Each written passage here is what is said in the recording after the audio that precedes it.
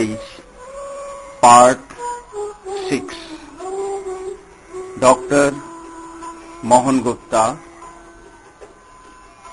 DBF, Diploma in Batch Flavor Therapy. Chestnut but.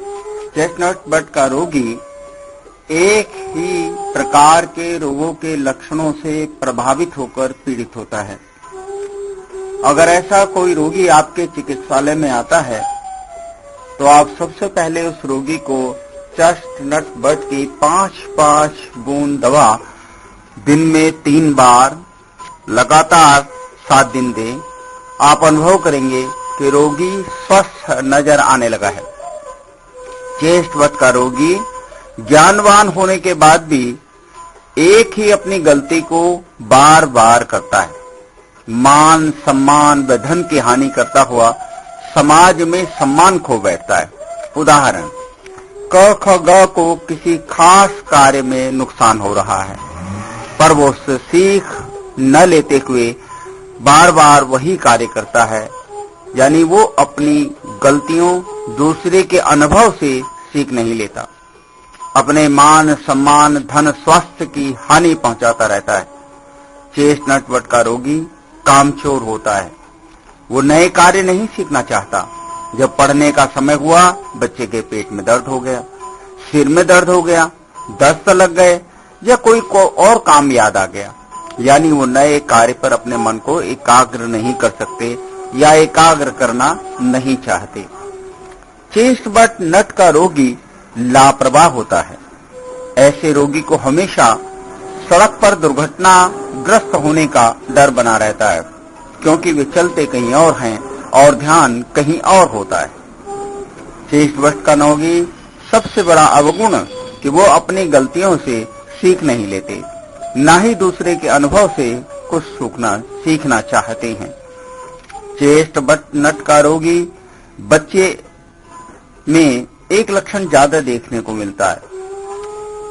बच्चों में व बड़ों में एक लक्षण ज्यादा देखने को मिलता है कि वो खेल कूद, टीवी देखने, खाने पीने में उन्हें कोई तकलीफ नहीं होती, पर पढ़ने का या काम का जब समय हुआ तो उनके सिर में दर्द हो गया, पेट में दर्द हो गया, जुकाम हो गया, खांसी दस्त लग गए।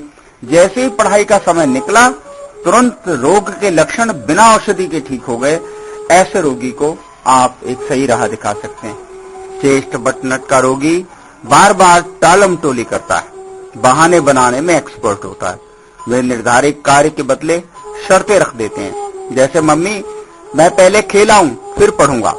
खेल कर आए, मम्मी ने फिर पढ़ने के लिए कहा, फिर बहाना बनाया, यानी बार बार बहानेबाजी करने, किसी कार्य को टालते जाने की प्रवृत्ति चेस्टनट बट का मुख्य लक्षण है।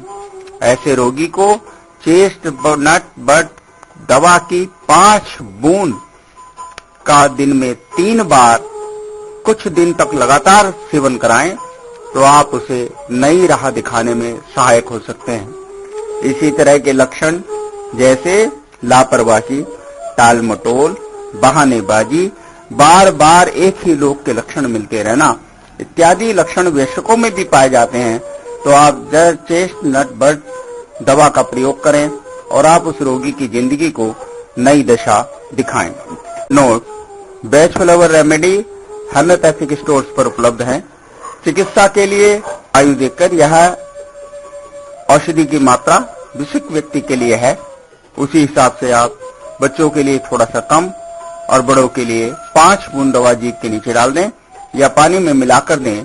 दिन में 3 बार 40 दिन लगातार देने से उसके स्वभाव में अंतर आ जाता है और साथ ही जो शारीरिक व्याधियां उत्पन्न हो रही हैं उनमें भी उसे लाभ प्राप्त होता है। निवेदन, यदि आप रोगी के लिए दवा का निर्णय नहीं कर पा रहे हैं कि कौन सी दवा देनी चाहिए, तो आप उस रोगी की केस हिस्ट्री बनाएं, उसे अपनी आवाज में तथा रोगी की आवाज में रोगी के रिश्तेदारों से लक्षणों को जानकर, उसके मित्रों से, दोस्तों से, जहां तक भी संभव हो सके उसके बारे में संपूर्ण हिस्ट्री बनाएं और फिर एक ऑडियो फाइल बना करके मेडिकल रिपोर्ट के साथ, यदि कोई है तो रोगी का फोटो भी एक उसके साथ मेरी ईमेल पर भेज दें।